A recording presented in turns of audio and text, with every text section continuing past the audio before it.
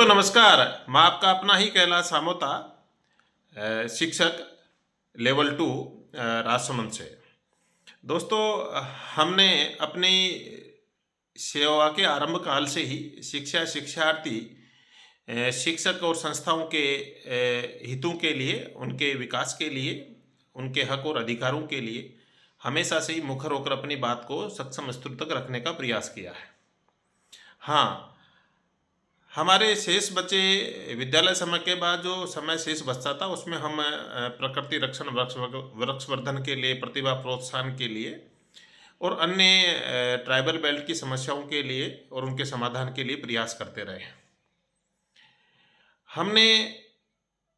राजसमंद जिले में और उदयपुर संभाग में लगभग 7 वर्षों से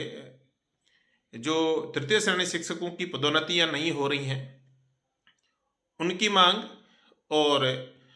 वर्तमान सरकार के 100 दिन में अपने जो संकल्प पत्र जारी किया था और 100 दिन में स्पष्ट समयबद्ध रूप से पूरी होने वाली तबादला नीति लागू करने की बात कही थी,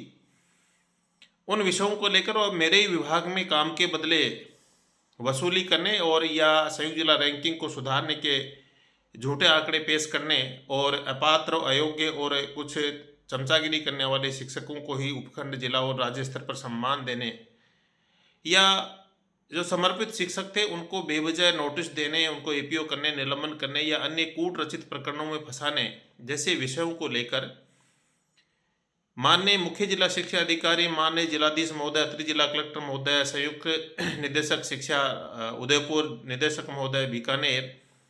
शिक्षा सचिव जयपुर और यहाँ तक कि शासन सचिव जयपुर सहित माननीय मुख्यमंत्री कार्यालय और शिक्षा मंत्री कार्यालय, उनको व्यक्तिगत रूप से मैंने उपलब्ध कराई है फाइलें कि मेरे जिले में इस प्रकार की अनियमितताएं हैं। उन पर कार्रवाई करने के बजाय विभाग ने मेरे पर 16 सीसीए की कार्रवाई और निलंबन का आदेश थमा दिया और इस निलंबन आदेश थमाए लगभग 2 महीने से अधिक का समय गुजर गया। हो सकता है मेरे इन बयानों से या मेरे सक्षम स्तर पर या मेरे सोशल मीडिया प्लेटफार्म पर इस प्रकार के जो विचार मैंने व्यक्त किए थे, जो तात्कालिक परिस्थितियों में शिक्षार्थी, शिक्षक और अभिभावकों, संस्थाओं के हित में थे और उनके हित को ध्यान में रख के ही मैंने, जब ये मेरा पत्राचार पर गौर नहीं किया, संज्ञान नहीं लिया गया, मैंने व्यक्तिगत रूप से या रजिस्टर्ड एडी के माध्यम से या मेल के माध्यम से शिक्षा विभाग के सभी सक्षम स्तरों पर शासन प्रशासन तक मैंने मेरे शिक्षा विभाग राजसमंद में जो अनियमितताएं थी उनको पहुंचाने का प्रयास किया। संज्ञान नहीं लिया, फिर सोशल मीडिया प्लेटफार्म के माध्यम से अपने बात को पहुंचाने का, मनाने का प्रयास किया, लेकिन इन्होंने मेरे पे कार्रवाई की और इस कार्रवाई में ये बताया गया कि इसमें शासन और शिक्षा विभाग की किरकिरी हुई है। और चलो, आपकी किरकिरी हुई होगी, आपके ही ज़्यादा मान सम्मान होता होगा, आपकी ज़्यादा इज्जत होगी। एक शिक्षक की तो आपके नज़र में इज्जत कुछ है भी नहीं और आपने मेरे पे कार्रवाई कर दी। लेकिन मैंने जिन विषयों और जिन बिंदुओं को छुआ है, जो आरोप लगाए हैं, क्या आपने उन आरोपों की जांच करवाई? अब तक क्यों नहीं करवाई? यानी आपके खिलाफ कोई बोले तो आप उस पर कार्रवाई करेंगे, कानून का डंडा चलाएंगे, और आपकी अनियमितताएं अगर उजागर और आपके ऊपर कोई आरोप लगे उनकी आप जांच नहीं करा सकते। मेरे प्रकरण की जांच या शिक्षा विभाग में अनियमितताओं की जांच किसी शिक्षा विभाग के अधिकारी से ना कराकर किसी